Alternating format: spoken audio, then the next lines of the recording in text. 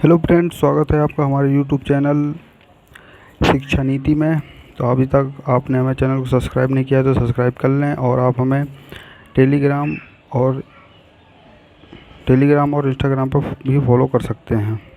ठीक है फ्रेंड्स, सो आज हम डिस्कस करने वाले हैं कुछ संगठनों के स्थापना दिवस के बारे में। कब हुए थे, ये मोस्टली एग्जाम में पूछे जाते हैं। तो चलिए स्टार्ट करते हैं आज की वीडियो। सो फ्रेंड्स, संगठन की स्थापना आज का हमारा टॉपिक है, और आज हम पहला क्वेश्चन लेंगे। तो पहला क्वेश्चन है दोस्तों कि बिम्स्टेक की स्थापना कब हुई। तो सबसे पहले देखो फ्रेंड्स, बिम्स्टेक की स्थापना जो हुई थी वो, इसका सबसे पहले पूरा नाम है Bay of Bengal Initiative for Multi Sectoral Technical and Economical Cooperation, और इसकी स्थापना 1997 को हुई थी। ठीक फ्रेंड, और इसमें 7 सदस्यों में से 5 दक्षिण एशिया के हैं, और जिसमें बांग्लादेश, भूटान, भारत, नेपाल, श्रीलंका शामिल हैं, तथा 2 म्यांमार, मतलब जो 2 हैं वो हैं म्यांमार और थाईलैंड, दक्षिण पूर्व एशिया से। ठीक फ्रेंड, और इसका मुख्य उद्देश्य जो था वो था तीव्र आर्थिक विकास हेतु वातावरण तैयार करना, और सामाजिक प्रगति में तेजी लाना, और क्षेत्र में सामान्य हित के मामलों पर सहयोग को बढ़ावा देना। ठीक फ्रेंड, और बिम्स्टेक जो अभी 17वीं मंत्रिष्ठीय बैठक हुई थी 2021 में 1 अप्रैल को श्रीलंका में हुई थी ये, और इसमें जो है भारत की तरफ से भारत के विदेश मंत्री डॉक्टर एस जयशंकर गए हुए थे। तो 1997 में इसकी स्थापना हुई थी, और इसका मुख्यालय ढाका, बांग्लादेश, मतलब बांग्लादेश में ढाका है, वहाँ स्थित है। तो फ्रेंड्स, नेक्स्ट क्वेश्चन की तरफ बढ़ते हैं। नेक्स्ट क्वेश्चन है हमारा G20 की स्थापना। तो फ्रेंड्स, G20 की स्थापना कब हुई। G20 की स्थापना हमारी हुई थी, तो G20 की स्थापना हमारी हुई थी 1999 में हुई थी। कब हुई थी G20 की स्थापना? 1999 में। अब देखो G20 है क्या, इसका कौन कौन से देश इसमें शामिल हैं, इसके बारे में हम बात करेंगे। तो चलिए, तो देखो G20 जो समूह है उसमें देखिए अर्जेंटीना, ऑस्ट्रेलिया, ब्राज़ील, कनाडा, चीन, European union, France, Germany, Bharat भी है, इंडोनेशिया, इटली, जापान, मैक्सिको, रूस, सऊदी अरब, दक्षिण अफ्रीका, दक्षिण कोरिया, तुर्की, यूनाइटेड किंगडम और संयुक्त राष्ट्र अमेरिका शामिल हैं। ये सब जो है टोटल 19-20 देश हैं जो G20 में शामिल हैं। ठीक है फ्रेंड्स, और इसका जो मेन काम था, किस लिए इसकी स्थापना हुई थी, वो हुई थी G20 समूह जो है विश्व बैंक एवं अंतर्राष्ट्रीय मुद्रा कोष के प्रतिनिधि यूरोपियन यूनियन एवं 19 देशों का एक औपचारिक समूह है। ठीक है, ये ध्यान रखने लायक है कि कहाँ का है, यूरोपियन यूनियन एवं 19 देशों का एक अनौपचारिक समूह है। और इसका दूसरा जो पॉइंट है वो है G20 समूह दुनिया की प्रमुख उन्नत और उभरती अर्थव्यवस्थाओं वाले देशों को एक साथ लाता है। यह वैश्विक व्यापार का कितने % लेता है?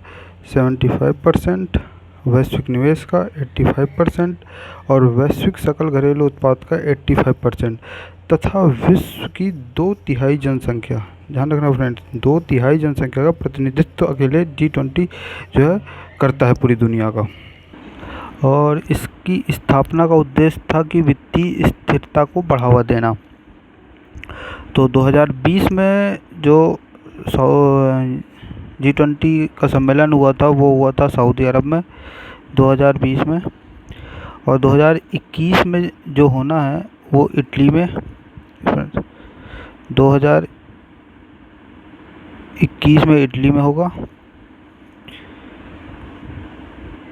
2022 में इंडोनेशिया,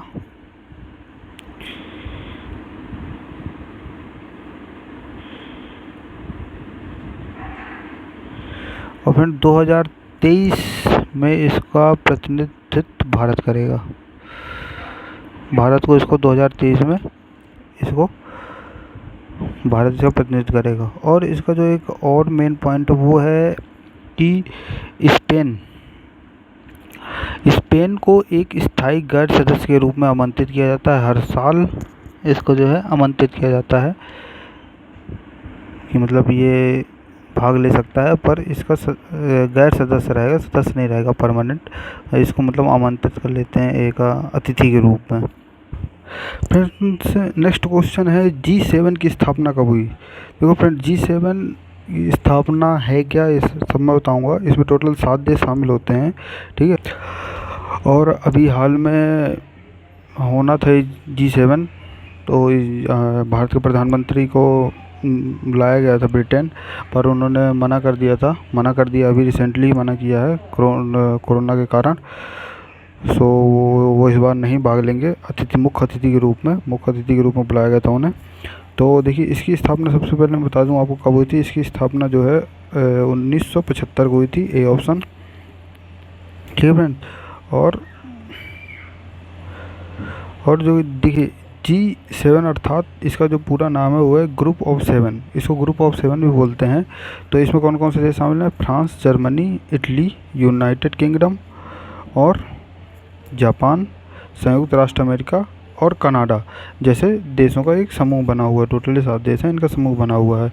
और फ्रेंड्स एक और चीज़ है वो इसमें, इसका जो सेकंड पॉइंट है वो ध्यान रखने के योग है कि वर्ष 1997 में रूस के इस समूह में शामिल होने के बाद, जब रूस 1997 को इसमें शामिल हो गया था, तो उसके कई वर्षों बाद G7 को जो है G8 के रूप में जाना जाता था। तो फ्रेंड्स G7 को G8 के रूप में भी जाना जाता था, ये याद रखना। कभी कभी एग्जाम में पूछ लेता है कि G8 क्या है, तो वही है जो G7 है, बट इसमें जब रूस शामिल हो गया था तो G8 जाना जाता था, फिर रूस, ठीक है, तो इसको G7 ही कहा जाता है। और अभी जो 45वां G7 सम्मेलन हुआ था, तो उसमें फ्रांस में जो है प्रधानमंत्री मोदी को मुख्य अतिथि, फ्रांस में हुआ था वो, तो प्रधानमंत्री मोदी मुख्य अतिथि के रूप में गए थे। और इस बार जो होना था वो भी, उसमें भी जाना था मुख्य अतिथि के रूप में, बट जो है कोरोना के कारण उन्होंने अपनी स्थगित कर दिया इसको। सो फ्रेंड, इसके कुछ पॉइंट हैं तो वो देख लेते हैं। इसका जो पहला पॉइंट है वो है वैश्विक आर्थिक शासन, अंतर्राष्ट्रीय सुरक्षा और ऊर्जा नीति जैसे समान हित के मुद्दों पर चर्चा करने के लिए वार्षिक तौर पर संगठन के सदस्य देशों की बैठक आयोजित की जाती है, इसलिए इसकी बैठक आयोजित की जाती है। दूसरा जो पॉइंट है वो है यूनाइटेड किंगडम ने भारतीय प्रधानमंत्री को, ये फ्रेंड्स ये वाला पॉइंट जो है वो याद रखना, ठीक है। यूनाइटेड किंगडम ने भारतीय प्रधानमंत्री को जून 2021 में आयोजित होने वाले 47वें, जो अभी होना है 47वां G7 शिखर सम्मेलन, जिसमें प्रधानमंत्री को मुख्य अतिथि के रूप में आमंत्रित किया है। तो याद रखना फ्रेंड्स, अब उन्होंने इसको कैंसिल कर दिया है। तो ये आमंत्रित किया था बट कोरोना के कारण कैंसिल कर दिया है। तो चलिए नेक्स्ट क्वेश्चन की तरफ बढ़ते हैं। नेक्स्ट, हाँ फ्रेंड्स एक चीज़ और मैं भूल गया हूँ, तो वो भी मैं बता देता हूँ। हाँ एक सेकंड, हाँ तो G7 का जो मुख्यालय है वो है इटली में, हेड क्वार्टर जिसे बोलते हैं, वो कहाँ पे है? इटली में है। ये भी भूल गया था मैं, तो इसको भी नोट कर लेना। और चलिए नेक्स्ट क्वेश्चन है हमारा, वो है सार्क की स्थापना कब हुई। सार्क देखिए क्या है और इसकी स्थापना कब हुई। तो इसकी स्थापना जो हुई थी वो हुई थी 1985 में। और इसका जो पूरा नाम है सार्क का वो है दक्षिण एशियाई के क्षेत्रीय सहयोग संगठन, इंग्लिश में बोलते हैं the South Asian association of recognisation cooperation, ठीक है। इसको दक्षेस के नाम से भी जाना जाता है। किस नाम से जाना जाता है फ्रेंड्स? दक्षेस। कभी कभी सार्क भी बोल देते हैं, कभी कभी दक्षेस बोल देते हैं, तो इस चीज़ को याद रखना। और फ्रेंड्स इसका जो है, इसकी न्यूज़ जो रखी गई थी वो भारत, पाकिस्तान, बांग्लादेश, श्रीलंका, नेपाल, मालदीव और भूटान, इन 7 देशों ने मिलकर इसकी स्थापना मतलब नींव रखी थी। और अप्रैल 2007, ये याद रखना, अप्रैल 2007 में संघ के 14वें शिखर सम्मेलन में अफगानिस्तान को इसका 8वां सदस्य बनाया गया था।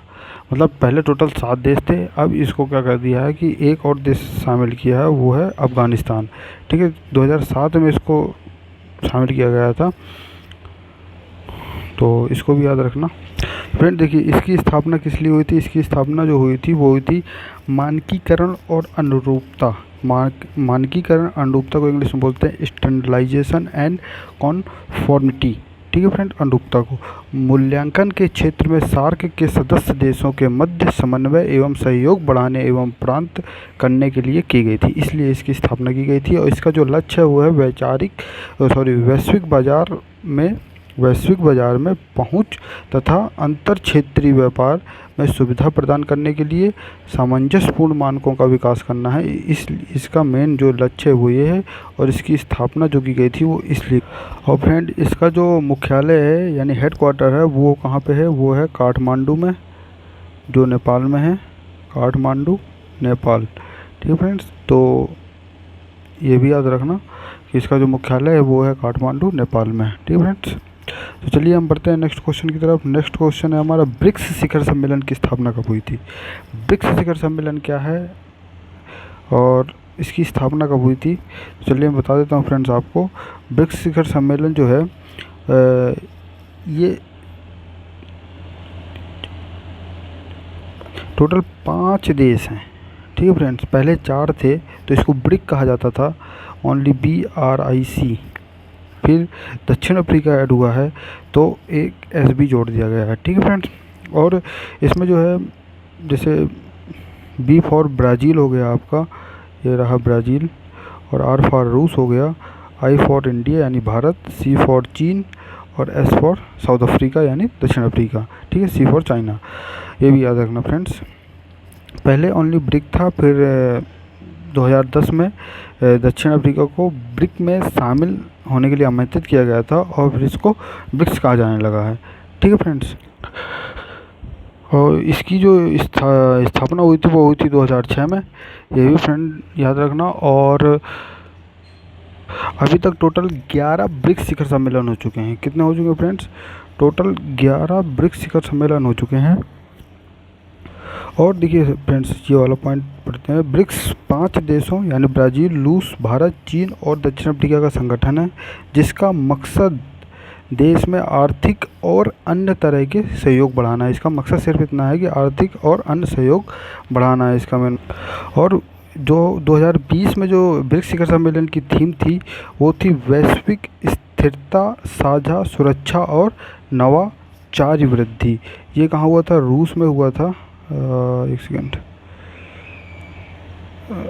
ये रूस में हुआ था 2020 का शिखर सम्मेलन, और 2021 का कहाँ होना है, ये होना है भारत में। तो इसकी जो थीम है, कभी कभी एग्जाम में थीम पूछ लेते हैं कि 2020 में जो शिखर ब्रिक्स सम्मेलन हुआ था उसकी थीम क्या थी, तो उसकी थीम थी क्या, global stability, shared security and innovative growth. ठीक है, वैश्विक स्तर, साझा सुरक्षा और नवाचारी वृद्धि। और 2021 में जो भारत इसका करेगा तो इसकी थीम रहेगी निरंतरता, एकीकरण और सहमति के लिए इंट्रा ब्रिक्स सहयोग। ठीक है फ्रेंड्स, क्या है, निरंतरता, एकीकरण और सहमति के लिए इंट्रा ब्रिक्स सहयोग, ये 2021 की थीम होगी। तो ये बहुत इंपॉर्टेंट है, कभी कभी एग्जाम में पूछ लेता है, कॉम्पिटेटिव एग्जाम में, बहुत सारे एग्जाम में पूछता है। तो फ्रेंड इसको ज़रूर ध्यान से याद कर लेना।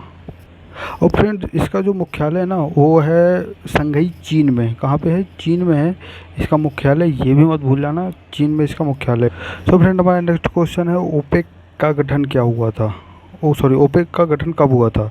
तो ओपेक का जो गठन हुआ था वो हुआ था 1960 में। और ओपेक का जो फुल फॉर्म है वो है organisation of the petroleum exporting countries. और यह एक स्थायी अंतर सरकारी संगठन है, ये भी याद रखना। कभी कभी पूछ लेता है कि ओपेक कौन सा संगठन है, तो वो है स्थायी अंतर सरकारी संगठन है। और इसके सदस्य जो हैं वो हैं Saudi Arab, Algeria, Iran, Iraq, Kuwait, Angola, संयुक्त अरब अमीरात, नाइजीरिया, लीबिया तथा वेनेजुएला, गबोन, गिनी, कांगो। और इसमें 2018 में कुवैत इससे अलग हो गया था, इस संगठन से कुवैत नहीं, कतर था जो इससे अलग हो गया था। और इसका मुख्यालय है वो है ऑस्ट्रिया। ठीक है, मैं लिख देता हूँ नीचे, ऑस्ट्रिया, ये कहाँ पे है? वियना में। कहाँ पे है? वियना, वियना, ठीक है। वियना में ऑस्ट्रिया पड़ता है, तो वहाँ पे इसका मुख्यालय है। और इसके कुछ पॉइंट हैं, देखो भाई, इसका किस लिए हुआ था कि तो पेट्रोलियम निर्यात करने वाले देशों का संगठन, जिसे ओपेक कहा जाता है, ठीक है। इसको जो पेट्रोलियम निर्यात करने वाले देश हैं उनको ओपेक कहा जाता है।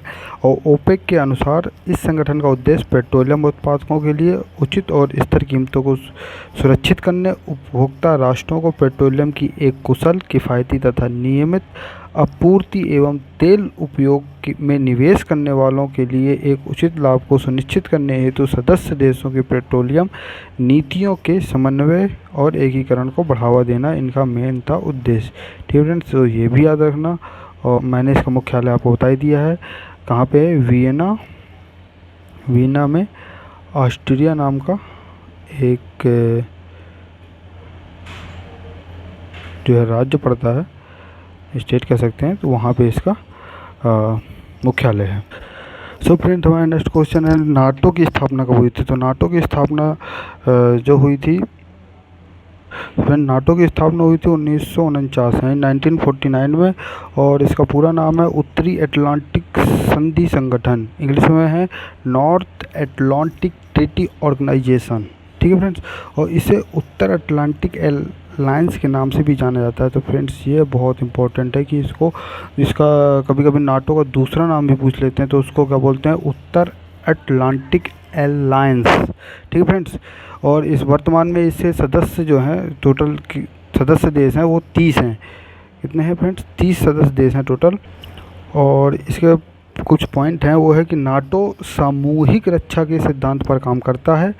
किस उसमें काम करता है? सामूहिक रक्षा के सिद्धांत पर काम करता है, जिसका तात्पर्य एक या अधिक सदस्यों पर आक्रमण, सभी सदस्य देशों पर आक्रमण माना जाता है। मतलब कोई आक्रमण कर देता है ना किसी देश पे, तो वो ये मानते हैं कि ये संगठन ये मानता है कि सभी देशों में हुआ है यदि कोई कर देता है तो।